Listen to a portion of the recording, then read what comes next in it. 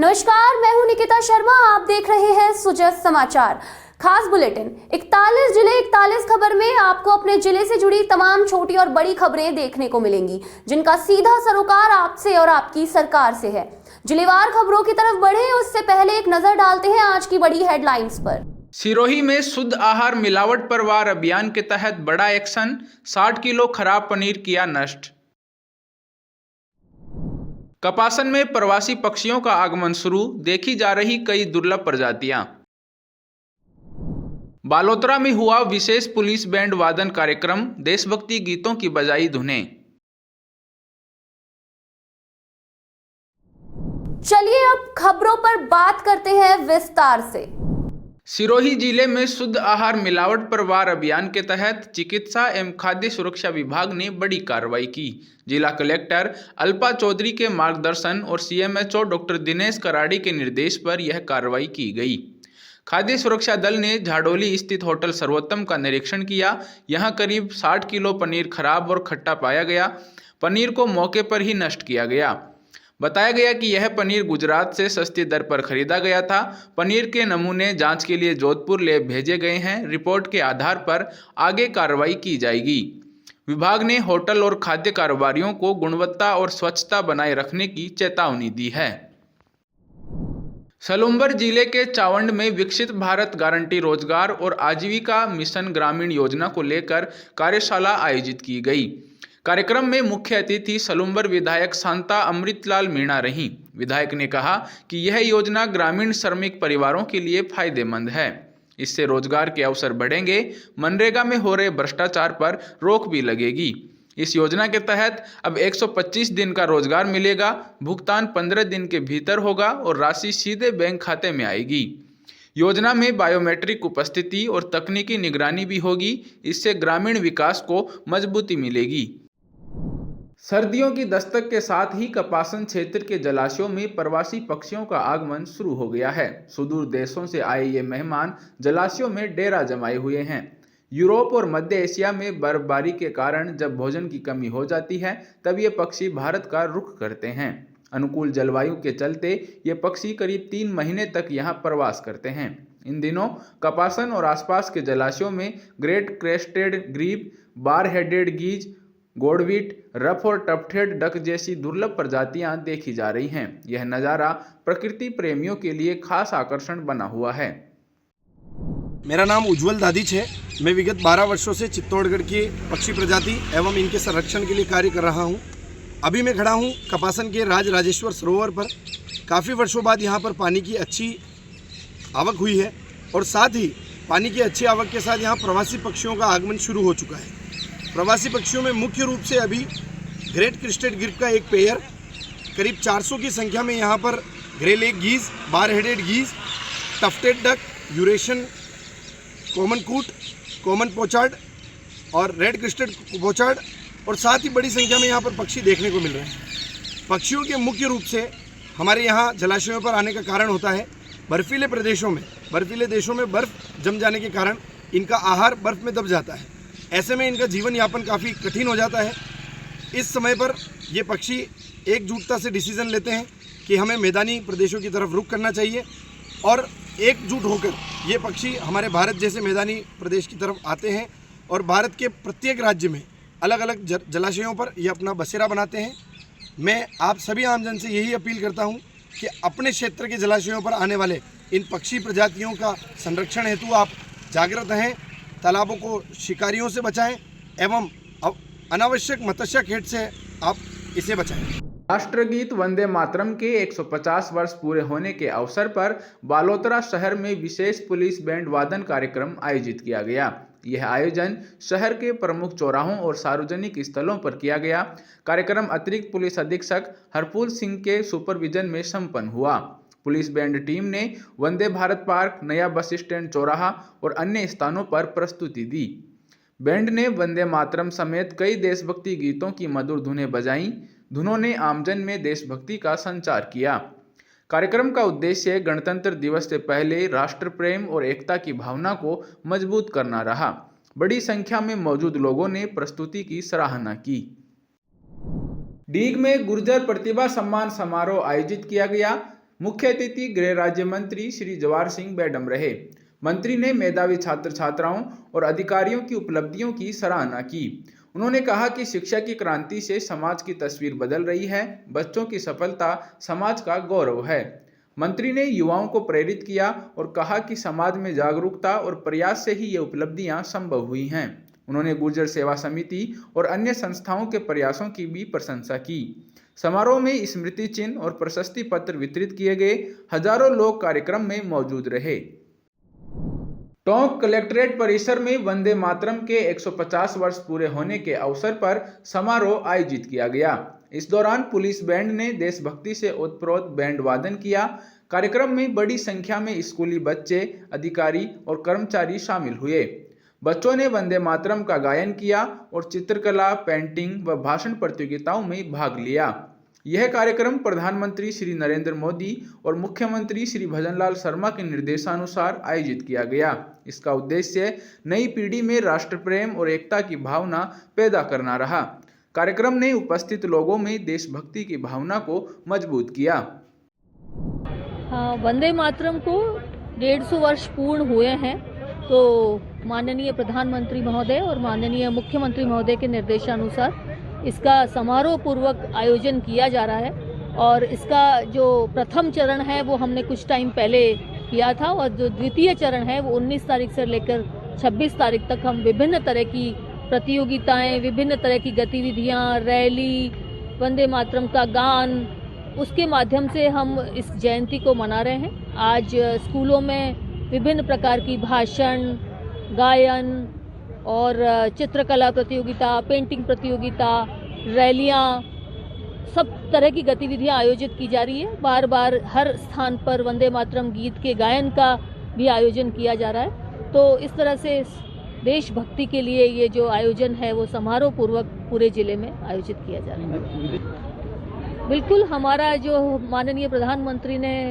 महोदय ने जो आह्वान किया है स्थानीय उत्पादों को उपयोग करने का, उसी के लिए शपथ भी जो है स्थानीय उत्पादों के उपयोग के लिए स्थानीय पर्यटन स्थलों को प्रायोरिटी दें, स्थानीय चीज़ों को प्रायोरिटी दें, उसके बारे में सबको शपथ भी दिलाई गई है और सबको आम जीवन में उसको ज़्यादा से ज़्यादा उपयोग करने के लिए अनुरोध किया गया।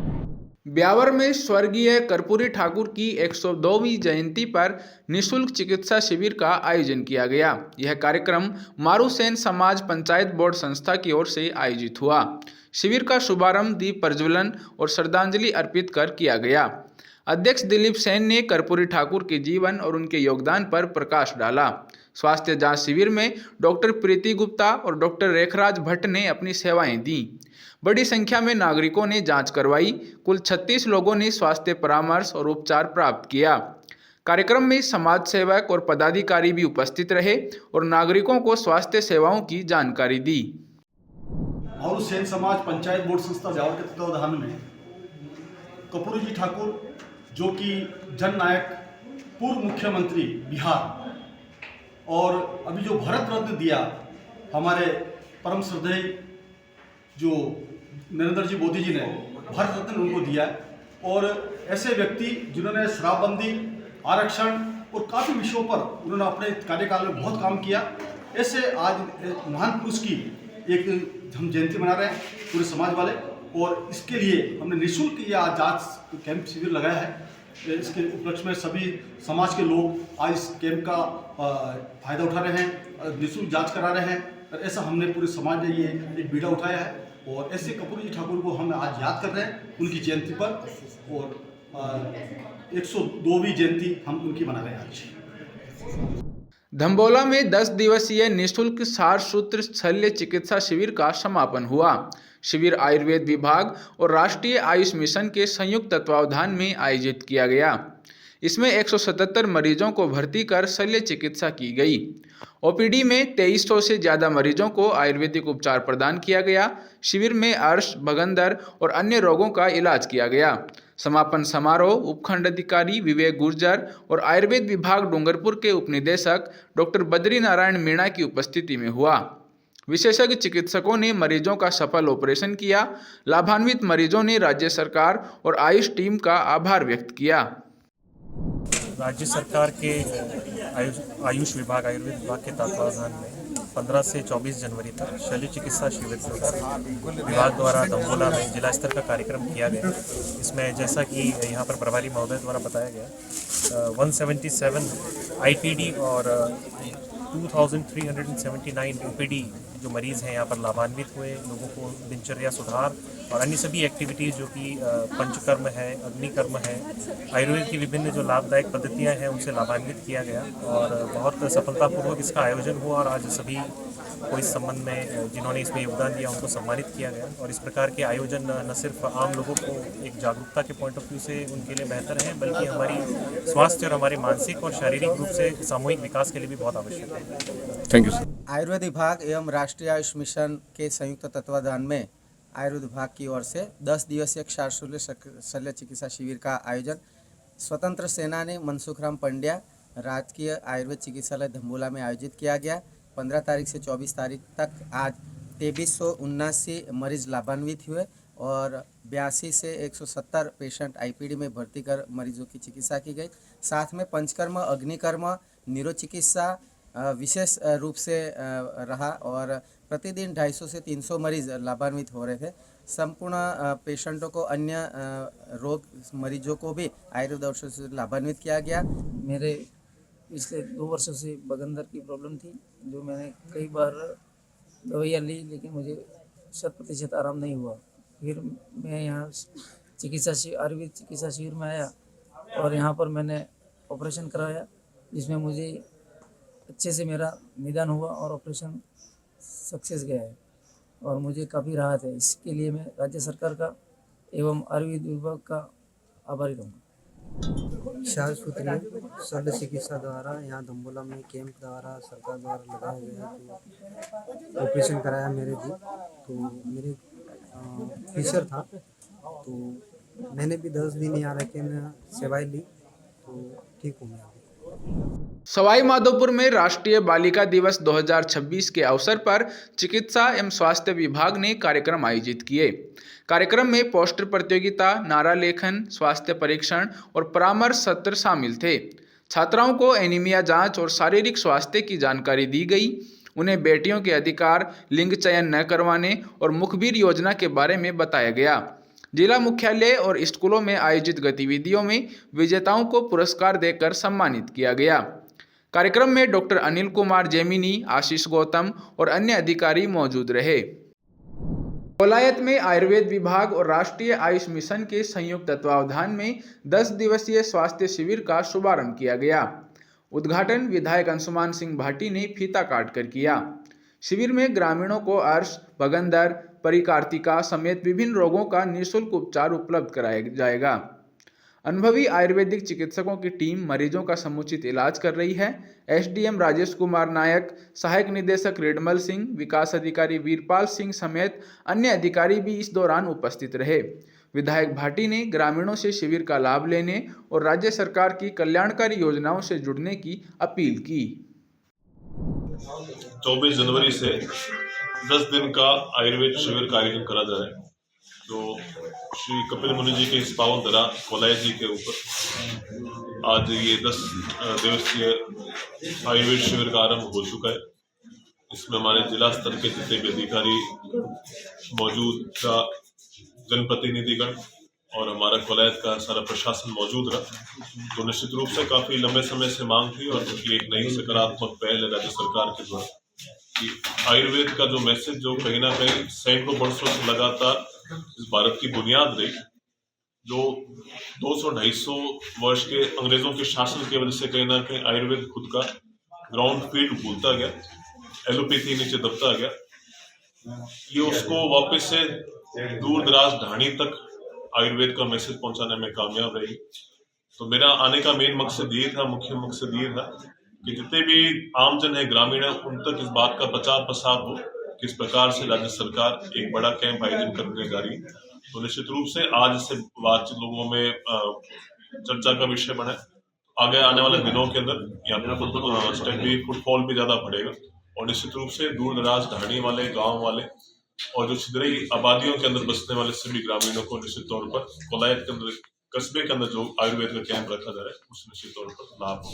आयुर्वेद विभाग एवं राष्ट्रीय आयुष मिशन के तहत यहाँ आज कोलायत में 10 दिवसीय अंतरंग क्षारसूत्र शल्य चिकित्सा शिविर का उद्घाटन समारोह हुआ। इसमें माननीय कोलायत विधायक साहब अंशुमान सिंह जी रहे, उनकी उपस्थिति में प्रशासनिक अधिकारी भी उपस्थित रहे और आज विधिवत रूप से इस शिविर का शुभारंभ किया गया। और इस शिविर में अर्श, बगंदर, फिशर, इन जो गुद संबंधी विकार है उनका क्षारसूत्र पद्धति से इलाज किया जाएगा और उनके रोगियों को रहने की, खाने की, उनके साथ वालों की सारी यहाँ व्यवस्थाएं रहेगी, दवाइयाँ सब कुछ निःशुल्क रहेगा। और यहाँ लगातार 10 दिन तक विभिन्न प्रकार के रोग विशेषज्ञ भी यहाँ रहेंगे, जैसे स्त्री रोग विशेषज्ञ, पंचकर्म विशेषज्ञ, अग्निकर्म विशेषज्ञ, बाल रोग विशेषज्ञ, इनकी लगातार ओपीडी चलेगी। और यहाँ रोगियों उससे संबंधित कोई भी रोगी दिखाने आएगा तो उनको निःशुल्क परामर्श दिया जाएगा और यहाँ उपलब्ध दवाइयाँ उनको उपलब्ध करवाई जाएगी। तो मेरा ये निवेदन रहेगा आसपास के जितने भी ग्रामीण लोग इस शिविर का जितना लाभ उठा सकते हैं उठाएं। बहुत बहुत धन्यवाद। रामगढ़ शेखावाटी में श्रुति फाउंडेशन द्वारा 5 दिवसीय वाह फेस्ट का आयोजन हुआ। इसमें देशी और विदेशी पर्यटक भारी संख्या में पहुंचे। उन्होंने कस्बे की ऐतिहासिक हवेलियां, मंदिर, छतरियां और जल संरक्षण संरचनाओं का अवलोकन किया। प्रथम चरण में पर्यटकों को विरासत यात्रा कराई गई। द्वितीय चरण में वुमेन इन हेरिटेज पर संगोष्ठी हुई। आयोजकों ने महिलाओं की ऐतिहासिक धरोहर संरक्षण में भूमिका और युवा भागीदारी पर जोर दिया। कार्यक्रम के दौरान डॉक्टर अलका पांडे की पुस्तक का विमोचन, राजा रवि वर्मा की चित्र प्रदर्शनी और सांस्कृतिक संध्या जैसे कार्यक्रम भी आयोजित किए गए। जोधपुर शहर में 26 जनवरी के जिला स्तरीय गणतंत्र दिवस मुख्य समारोह की तैयारियां पूरी हो गई हैं। उम्मेद राजकीय स्टेडियम में रविवार को फुल ड्रेस रिहर्सल आयोजित की गई। कार्यक्रम में ध्वजारोहण के बाद कैबिनेट मंत्री श्री जोगाराम पटेल परेड की सलामी लेंगे। सुरक्षा बल, पुलिस, होमगार्ड, एनसीसी, स्काउट और गाइड की टुकड़ियों ने मार्च पास्ट का शानदार प्रदर्शन किया। पुलिस बैंड और बालिका विद्यालय बैंड ने देशभक्ति की धुनों से वातावरण को रोमांचक बनाया। छात्र छात्राओं द्वारा सांस्कृतिक प्रस्तुतियों और व्यायाम का प्रदर्शन किया जाएगा। झांकियों के माध्यम से सरकार की योजनाओं और उपलब्धियों को भी दर्शाया जाएगा। 26 जनवरी की तैयारियों के संबंध में आज फुल ड्रेस रिहर्सल की गई है। जैसा कि आपको विदित है, कल माननीय मंत्री महोदय जोगाराम जी यहाँ पे अपन झंडारोहण करेंगे, उसके बाद में परेड का निरीक्षण करेंगे। इसी को ध्यान में रखते हुए आज फुल ड्रेस रिहर्सल और बच्चों के द्वारा जो सांस्कृतिक कार्यक्रम यहाँ पे प्रस्तुत किया गया है, उसकी तैयारियों का जायजा लिया गया। डीसीपी साहब शाहीन अली साहब साथ में थे। हमने मिलके सभी व्यवस्थाओं के देखा है और छोटी छोटी जो भी कमियां उनको दुरुस्त करा के और भव्य तरीके से कल गणतंत्र दिवस अपन बनाएंगे यहाँ पे, ऐसा मेरा विश्वास है। जिला कलेक्टर महोदय ने इस बार 2 बार रिहर्सल का निर्देश दिया था, इसलिए एक कल की और एक आज हमने सुबह रियल टाइम करने का किया है। वेर के विधायक बहादुर सिंह कोहली ने बाबा मनोहर दास जी मंदिर पर जनता दरबार आयोजित किया। उन्होंने आमजन की समस्याएं सुनी और जल्द निस्तारण का आश्वासन दिया। इस दौरान आमजन ने 12 सूत्रीय मांग पत्र सौंपा। इसमें nursing college, food processing plant, खेल स्टेडियम, कन्या महाविद्यालय, वन विभाग रेंजर ऑफिस और प्रमुख सड़कों में जलापूर्ति से जुड़ी मांगें शामिल थीं। ग्रामीणों ने रायपुर से ग्राम पंचायत पुनः जुड़ने और टोल बूथ पर राहत देने की भी मांग रखी। विधायक ने मंदिर में दर्शन कर देश प्रदेश की खुशहाली की कामना की। सलूम्बर जिले में जयसमंद पंचायत समिति के राजकीय उच्च माध्यमिक विद्यालय पलोदड़ा में ग्राम पंचायत क्लस्टर शिविर आयोजित किया गया। इसमें विमुक्त, घुमंतु और अर्ध घुमंतु समुदाय के लोगों को ऑनलाइन पहचान पत्र, मतदान पहचान पत्र, आधार कार्ड, जाति व निवास प्रमाण पत्र बनवाने की सुविधा दी गई। साथ ही सामाजिक सुरक्षा पेंशन, पालनहार योजना, नवीनीकरण और केंद्र राज्य की कल्याणकारी योजनाओं का लाभ दिलाया गया। पशुपालन विभाग ने 153 पशुओं का प्राथमिक चिकित्सा उपचार किया।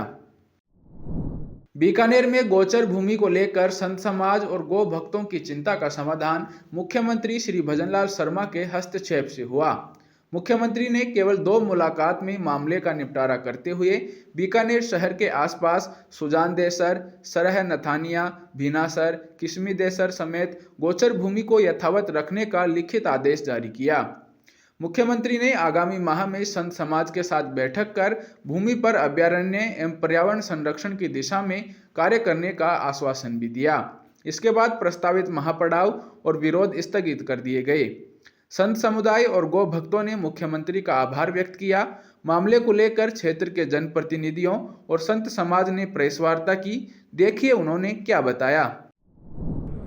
बिल्कुल सीएम साहब का ये मानना था कि जो गोचर है गायों के लिए रहनी चाहिए, परंतु गोचर शब्द के अंदर भी जो आवाप्ति के जो नियम है उसमें कहीं ना कहीं कई तरह की त्रुटियां हैं, खामियां हैं। उससे कहीं ना कहीं कोई विकास के कार्य के नाम के ऊपर इस गोचर को खुर्द-बुर्द नहीं किया जा सके। ये हमारे जनमानस की भावना थी, साधु संतों की भावना थी, उसको भी हमने सीएम साहब तक अवगत करें। तो वहाँ से भी और नीचे भी धरातल से भी एक फीडबैक आया कि क्यों ना हम इसको राजस्थान के सबसे बड़े और अब ये तो पूरे हिंदुस्तान के सबसे बड़े गो अभयारण्य के तौर पर विकसित करें, जहाँ पर गायें विचरण खुली करें, ना ही किसी तरह की स्टॉल फीडिंग हो।